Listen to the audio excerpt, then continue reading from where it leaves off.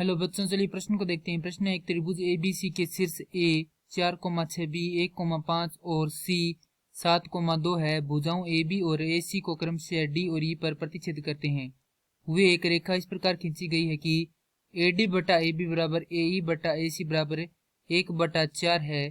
त्रिभुज ADE का क्षेत्रफल परिकलित कीजिए और इसकी तुलना त्रिभुज ABC के क्षेत्रफल से कीजिए।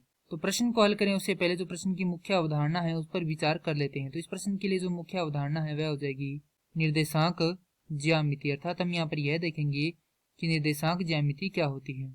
किसी बिंदु को निर्देशांकों द्वारा दर्शाना निर्देशांक ज्यामिति कहलाती है। अब त्रिभुज है हमारे पास ABC, तो ये त्रिभुज ABC है जिसकी AB भुजा पर बिंदु D है और AC भुजा पर बिंदु E है और इन दोनों को प्रतिच्छेद करते हुए रेखा कुछ इस प्रकार से खींची जाती है। अब जो दिया गया है वह लिख लेते हैं। दिया गया है कि AD बटा में AB बराबर है AE बटा में AC बराबर है 1/4।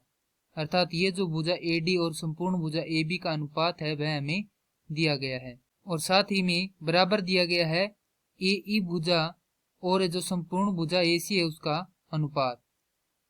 अब हम देखेंगे त्रिभुज ADE व त्रिभुज ABC में, जैसा कि हम देख सकते हैं कि कोण A बराबर है कोण A के। क्यों बराबर है? क्योंकि दोनों क्या है, उभयनिष्ठ हैं। साथ ही में जो AD बटा AB है वो बराबर है AE बटा AC के, क्योंकि ये क्या है हमें दिया गया है। तो यहाँ से हम लिख सकते हैं कि भुजा कोण भुजा कसौटी से त्रिभुज ADE समरूप त्रिभुज ABC के। यदि ये समरूप है तो हम जानते हैं कि समरूप त्रिभुजों के क्षेत्रफल का अनुपात अर्थात त्रिभुज ADE का क्षेत्रफल भाग में त्रिभुज ABC का क्षेत्रफल बराबर होता है उनकी संगत भुजाओं के वर्गों के अनुपात के, अर्थात AD बटा AB का वर्ग। तो यहाँ पर AD बटा AB का मान हमारे पास कितना है, 1/4 है, तो इसका क्या हो जाएगा, वर्ग हो जाएगा। तो ये आ जाएगा 1/16, अर्थात इनके जो क्षेत्रफल का अनुपात है वह आ जाएगा हमारे पास 1/16। अब हमें यहाँ पर ADE का क्षेत्रफल ज्ञात करना है। तो यहाँ से यदि हम त्रिभुज ABC का क्षेत्रफल निकाल देते हैं और उसमें 16 का भाग लगा देते हैं तो हमारे पास किसका क्षेत्रफल आ जाएगा, त्रिभुज ADE का क्षेत्रफल आ जाएगा।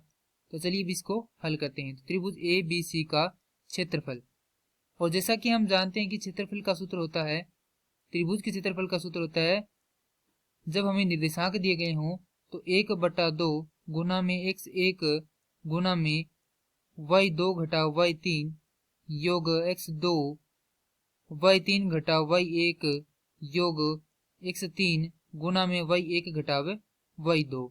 अब यहाँ पर मान रख देंगे। अब हमारे पास x1 x2 y1 y2 व x3 ये जो मान है वे किस प्रकार से आएंगे, तो हम यहाँ पर देखेंगे हमारे पास है त्रिभुज AB और C। तो यहाँ पर हम तीनों जो निर्देशांक हैं वह ABC के लिख लेते हैं जो कि हमें प्रश्न में दिए गए हैं।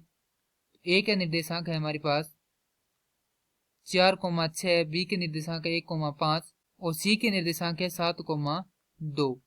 अब हमारे पास x1 का मान है 4, x2 का मान है 1 और x3 का मान है 7, y1 का मान है 6, y2 का मान है 5 और y3 का मान है 2।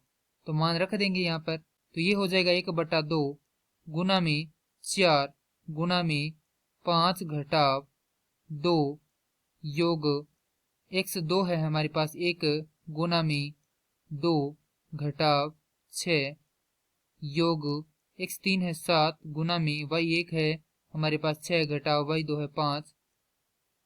आगे इसको हल करेंगे तो ये आएगा 1/2 गुना में 4 गुणा 3 योग ऋणात्मक 4 योग 7 गुना में 1। आगे इसको हल करेंगे तो ये हो जाएगा 1/2 गुना में 12 घटाव 4 योग 7।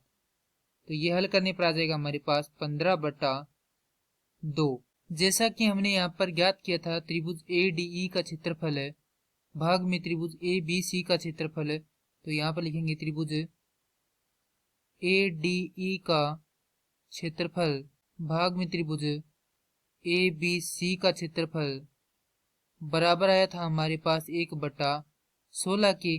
और जैसा कि हमने यहाँ पर ज्ञात किया है त्रिभुज ए बी सी का क्षेत्रफल, ये भी क्या है, त्रिभुज ए बी सी का ही क्षेत्रफल है। तो अब यहाँ पर मान रख देंगे त्रिभुज ए बी सी का क्षेत्रफल का, तो हमारे पास जो मान है वह यहाँ पर रखेंगे। त्रिभुज ए डी ई का क्षेत्रफल भाग में 15/2 बराबर 1/16। तो यहाँ से क्या कर देंगे, 15/2 का इधर गुणा कर देंगे, तो यहाँ से ये हट जाएगा और यहाँ पर आ जाएगा त्रिभुज ए डी ई का क्षेत्रफल बराबर 15/2 भाग में 16। हल करेंगे तो ये हो जाएगा 15/32 वर्ग इकाई। और ये क्या करना था, हमें प्रश्न में ज्ञात करना था। मैं आशा करता हूं कि यह प्रश्न आपको समझ में आया होगा। धन्यवाद।